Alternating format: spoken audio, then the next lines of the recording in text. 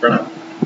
In this video, we'll try to understand a Sanskrit Subhashit that is listing down the 6 personal qualities that are required to be successful in life. Now let us begin by first quoting the Subhashit itself. The Subhashit runs like this. It says, Udyam, Sahasa, Dhairya, Buddhi, Shakti, Parakram, Shadete Yatra Vartane, Tatra Deva Sahayakatam. I'll again do it. It says, Udyama, Sahasa, Dhairya, Buddhi, Shakti, Parakrama, Shadete Yatra Vartane, Tatra Deva Sahayakata. It means that hard work, courage, patience, intellect, strength, and prowess are the 6 human qualities that are required. If they are present in an individual, then even God will extend help. Let us take each quality one by one. Now, the first quality that is mentioned in the Subhashit is hard work. Let us understand the dictionary meaning of hard work first. Now, the Oxford Dictionary defines hard work as a great deal of effort or endurance. So, hard work is not that we do for our daily routine work. It is not the duties or the responsibilities that we are doing. It is not the work that we are doing for 12 hours at our office or at the college or the school. It is something that we do after the day's work, that is hard work. There was a very good article by Jack Bush, a very good psychologist. He says that there are 5 elements of hard work. The element number 1 is the drive. By drive, he means the motivation or the inspiration or the entire reason for the hard work. It is the engine that will push our efforts forward. Now, what I mean by motivation over here, I probably motivation means being able to work hard in the face of obstacles, boredom, fatigue, stress, and the desire to do some other things also. So what is drive basically?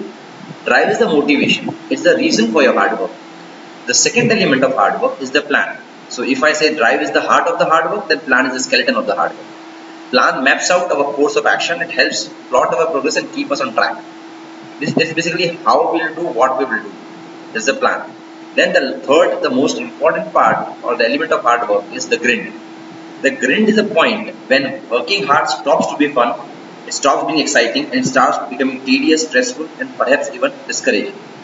How you handle the grind, sorry, is often what will separate the winners from the quitters. So grind is something where most of the people, we quit when there is a point where we don't find any excitement in the work, where the work becomes more bored. The fourth element that is said is the sacrifice. Now, sacrifice is the crux of the hard work. It is what makes hard work hard. So, enduring the strain in relationships, finance, and the comfort level is a real test. We might have to sacrifice our relationships. We might have to sacrifice our finances. We might have to sacrifice our comfort levels. We might have to sacrifice what we like. We would start to do what we dislike. All these things would be required to be done as a part of hard work, and that is the most difficult part. That is making hard work so hard. The last is the payoff. It's a brass ring. In order for the hard work to be worthwhile, we have to define a number of small goals and milestones and recognize when we have achieved them. And once we have achieved them, we have to up the ante and keep on going.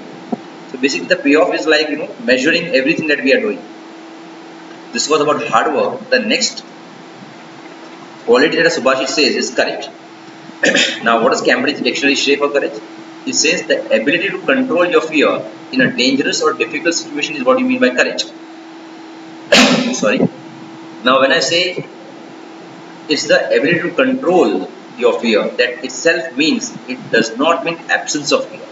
So, I am not talking about being fearless over here, because the only person that could be fearless is the person who is having full knowledge of what is going to happen, how it is going to happen, and he is at ease with himself. That we are probably not. So over here we are talking about courage and not being fearless. Now, when I talk about courage, there is a very good quote that was given by Winston Churchill. He used to say that courage is what it takes to stand up and speak. It is also what it takes to sit down and listen. Nowadays, we all like to be courageous, as said in the first part by Winston Churchill. That is, courage is what it takes to stand up and speak. We all want to become a baghi. We all want to become a rebel. We don't think whether it is right or wrong to rebel. However, success depends more on the second part of the saying, which runs as it is also what it takes to sit down and listen. Today, the objective of listening is to reply instead we should listen to understand. What is the objective of listening today? We just want to reply to somebody. We don't want to listen to understand. I was very fortunate enough to hear to a speech of Field Marshal Manekshaw, Sam Manekshaw, the chief of Indian Army during the Indo-Pak War that resulted in the creation of Bangladesh. He used to say that courage is of two types, the physical courage and the moral courage. The physical courage is taking up the activities that might stretch your physical limits. I cannot say what is more important, physical courage or moral courage. Sometimes physical courage gives you more of moral courage too. Let us stress, since most of us are civilians, so let us more stress on moral courage. Moral courage is the ability to distinguish right from the wrong, and having distinguished one should have the courage to stand up and stay with it and say it irrespective of what your superior, what your peer says. It is always said that a yes man is a horrible man. He should be shunned. He is a disgrace. Now, moral courage is the courage to accept one's own mistake and take the punishment with grace. So, when you reach late to the class or the office, accept it and do not say train late tha, I didn't get the parking, lifts were full, and whatnot. So, moral courage requires one to accept mistakes, to stand by what is right, no matter what others say or what others do. There is a very thin line of differentiation between courage and stupidity. It's easy to mistake stupidity for bravery because the results are often same or at least similar. Let us first look at the similarities between courage and stupidity. What are the similarities? They are the doers. Both courageous person and the stupid person are the doers in life. Both of them choose to do something rather than to just sit and observe or wait. They both fail or they lose. Both courageous person and the stupid person, not to be confused by the difference between being brave and being courageous, that I will explain later, are going to lose. They might both fail, they might both lose. Now, what is the difference? The difference between courage and stupidity is information. The information about the outcome. The person who is courageous knows that he will fail or lose, yet he decides to take action and suffer the consequence. But a stupid person is one who doesn't know the outcome or predicts a wrong favorable outcome, and the reality takes over and the person fails or loses.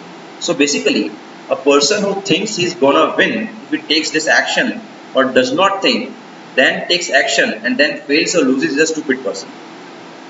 Versus a person who knows the consequence of the action yet decides to take the action and fails is a courageous person. That was about courage. The third quality is patience. Now, the dictionary meaning of patience is the ability to wait or to continue doing something despite difficulties, or to suffer without complaining or becoming annoyed. It is said that patience is a virtue, and the reason is it's a tough skill to master.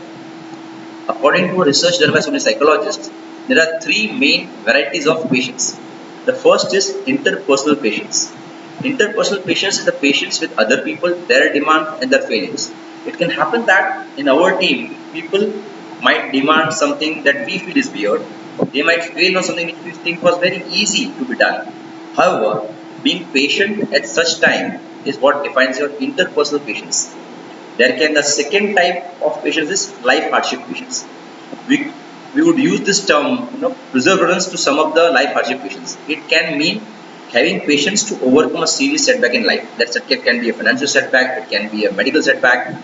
Now, how do you overcome the setback is what defines your life hardship patience. The third type of patience can be daily essence patience. Sometimes you need to be patient to deal with circumstances that are beyond your control. Like this today, we are all in a lockdown for the last 2.5 months. Now, it's not in our hands. These are our life hassles. You need to be patient to get through those dull but unavoidable day-to-day tasks, and don't unnecessarily contribute. That task might not necessarily contribute to your personal goals also, but still you have to be patient. So while you are in a car and we are there in a traffic jam, we can do nothing. That traffic jam is not helping you to achieve your goal. Instead, it is trying to become an obstacle between you and your goal, but it's not in your control. At this time, to be patient is what you mean by having daily essence patience. The ability to maintain self-discipline and give a job, no matter how mundane it is, the attention to detail it needs is a hallmark of patience. So, we also need to understand what is impatience. Impatience has its roots in frustration. It is a feeling of rising stress that starts when you feel that your needs and wishes are being ignored. Over here we need to have a caution. We have a saying in Hindi that sabr ka फल मीठा होता है, but then we should also understand that ज़्यादा सब्र करने से फल सड़ भी जाता है. This means we should have a clear timeline till which we will be patient. Post that we need to relook whether we are on the right track and with the right plan or not. So the fourth part or the fourth element quality that the Subhashit says for to be successful is the intellect. Now what do you mean by intellect? Intellect is the ability to understand and to think in an intelligent way. Now this is a Cambridge meaning, is the ability to understand and think in an intelligent way. Now I just spoke something on understanding. Let us now speak something on thinking. Information can be a substitute for thinking and not vice versa.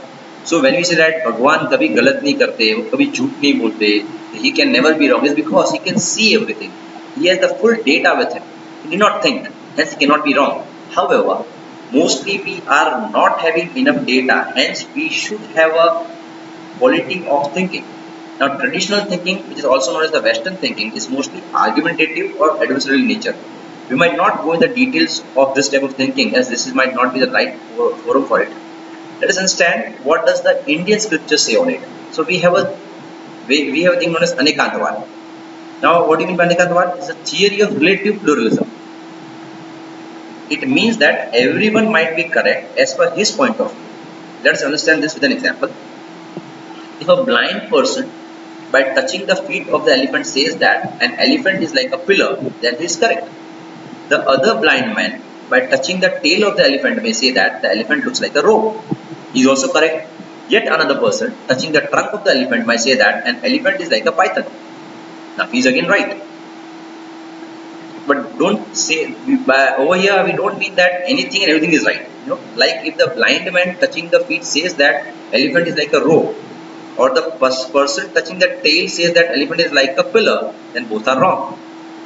So to be successful in life, we need to learn how to understand and we should learn how to think.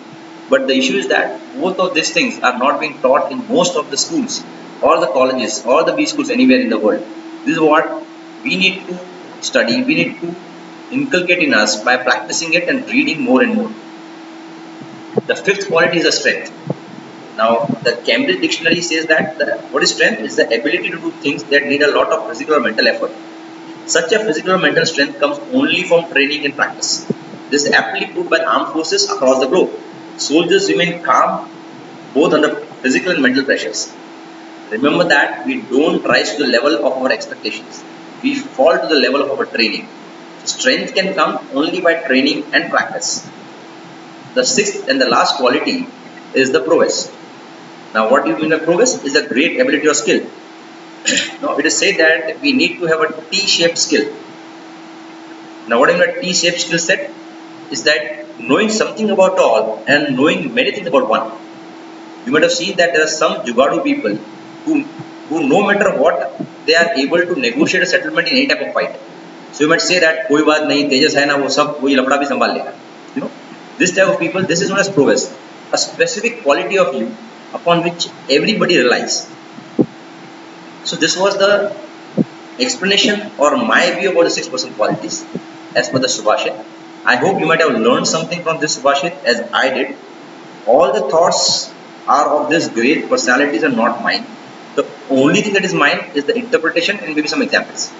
So please understand, anything found to be wrong is mine and all things that are right belongs to them. Dhanyavad.